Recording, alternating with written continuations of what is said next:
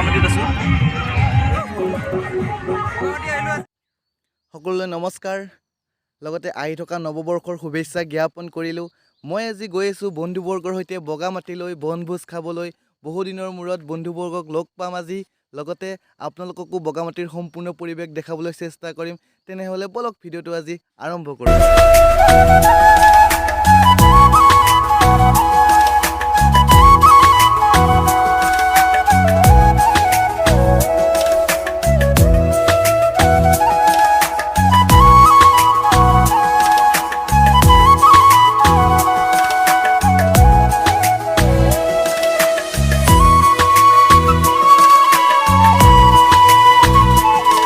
আমি আহি চাওক বগামাটিৰ ভিতৰত প্ৰৱেশ কৰিলোঁ। বহু দূৰ দূৰণিৰ পৰা বনভোজ খাবলৈ লোকবোৰ আহিছে। চাৰিওফালৰ পৰিৱেশ চাওক, বগৰী গছৰে ভৰপূৰ। বহু দূৰণিত পাহাৰখন আছে, নদীটো আছে ভিতৰত। আমি ভিতৰৰ একেবাৰে পাহাৰৰ গালত নদীৰ কাষলৈ যাম। চাওক পৰিৱেশ। এয়া ভিতৰলৈ সোমাওঁতে মোৰ বন্ধুবৰ্গক লগ পালোঁ। এই ভূপেন আৰু সকলোবোৰ আছে। পিছফালে উদয়, মুনু, ধন সকলোখিনি আছে আৰু ভাইটি এজন আছে। চাওক আমি ভিতৰলৈ প্ৰৱেশ কৰিলোঁ। ইমান সুন্দৰ পৰিৱেশ চাওক, মনোমোহা পৰিৱেশ। ওচৰতে সু পাহাৰখন চাওক, বগামাটিৰ সৌন্দৰ্য, প্ৰকৃতিৰ ৰাণী বগামাটি। চাওক পৰিৱেশ। এই চাওক আহি পোৱাৰ লগে লগে আমাৰ ধনে হাঁহ চফা কৰাত ব্যস্ত। ইপিনি ভূপেনে কমলা খাই আছে, উদয়ে জুই ধৰি আছে, মুনুই পিঁয়াজ কাটি আছে। সকলো নিজৰ নিজৰ কামত ব্যস্ত। মোৰ বাবে থৈছে মাংস বনোৱাৰ কাৰণে। আহক চাওক ইমান ধুনীয়াকৈ বনভোজ খাম এতিয়া আমি। আপোনালোকেও চাই থাকক। এয়া বৰ্তমান আমাৰ ধনে হাঁহ মাংস কটাত ব্যস্ত হৈ আছে। চাওক ইমান ধুনীয়া পৰিৱেশ, সুন্দৰ পৰিৱেশৰ মাজত আমাৰ কাষৰ ফালে মুনুৱে ভাত বনাই আছে। চাওক ইমান ধুনীয়া পৰিৱেশৰ মাজত মই বৰ্তমান এতিয়া হাঁহ বনোৱাত ব্যস্ত হৈ গ'লোঁ। ধনে ইমান ধুনীয়াকৈ হাঁহ মাংসখিনি কাটি দিলে। চাওক ইমান ধুনীয়া পাহাৰৰ মাজৰ পৰিৱেশত চাওক, চাৰিওফালে পাহাৰ চাওক। সেইফালে ইমান ধুনীয়া পৰিৱেশৰ মাজত মই এতিয়া বৰ্তমান বনাই আছোঁ হাঁহ মাংস। আপোনালোকেও চাওক। আৰু হাঁহ মাংস বনাবলৈ পাৰিছোঁনে নাই, হৈছেনে নাই, আপোনালোকে এবাৰ কমেণ্ট কৰি জনাব পাৰিছোঁনে নাই। এতিয়া চাওক চাৰিওফালৰ সুন্দৰ পৰিৱেশ, মনোমোহা পৰিৱেশ।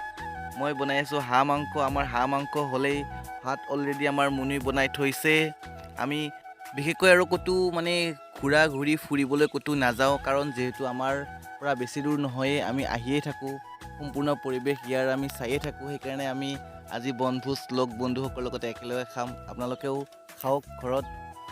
এই আমাৰ এতিয়া বৰ্তমান হাঁহ মাংস আধা ভজা হৈ গ'ল।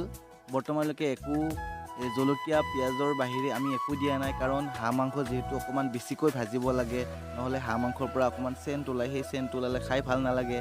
আমি সম্পূৰ্ণ ভজা হ'লে ইয়াত সম্পূৰ্ণ মছলা আৰু হালধি দি আপোনালোকক দেখাম। চাওক এই চাওক মোৰ বন্ধুবৰ্গ সকলোৱে ভাবি আছে এয়া আমাৰ হাঁহ মাংস কেতিয়া হ'ব হ'ব আৰু খাবলৈ পাম বুলি। চাওক এয়া বৰ্তমান হাঁহ মাংস সিজিলে আৰু ইয়াতে অকণো পানী দিয়া নাই। তাৰপিছত নিজে নিজে হাঁহৰ পৰা তেল ওলাই আহিছে, লগতে নিমখ হালধি মছলা সম্পূৰ্ণ দিলোঁ। চাওক কেনেকুৱা হৈছে আপোনালোকে জনাব। বনাবলৈ পাৰিছোঁনে নাই, কি হৈছে। বিলাহী দুটাও কাটি দিলোঁ ইয়াতে। চাওক ইমান ধুনীয়াকৈ কালাৰো আহিছে হাঁহ মাংসৰ, আৰু মছলাৰ ফ্লেভাৰখিনি গোন্ধ ওলাইছে। আমাৰ হাঁহ মাংস বনোৱা হৈ গ'ল। এতিয়া আমি সকলোৱে ভাত খাবলৈ বহিলোঁ। আমাৰ ধনে মাংস বিলাই আছে। ইমান সুন্দৰ পৰিৱেশৰ মাজত, পাহাৰৰ মাজত শিলত বহি ভাত খোৱাৰ মজাই বেলেগ। আপোনালোকেও আহক বগামাটিলৈ। আপোনালোকেও ইমান ধুনীয়াকৈ সৌন্দৰ্যৰ মাজত এসাঁজ ভাত উপভোগ কৰক। চাওক ইমান সুন্দৰ পৰিৱেশ, মনোমোহা পৰিৱেশ।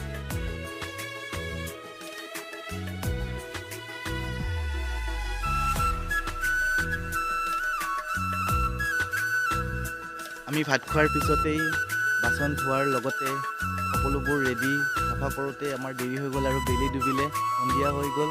আমিও যাবলৈ ওলালোঁ। সকলোকে ভিডিঅ'টো চোৱাৰ বাবে ধন্যবাদ জনালোঁ। আৰু মোৰ চেনেলটো ছাবস্ক্ৰাইব, লাইক, শ্বেয়াৰ কৰিব সকলোৱে। ধন্যবাদ।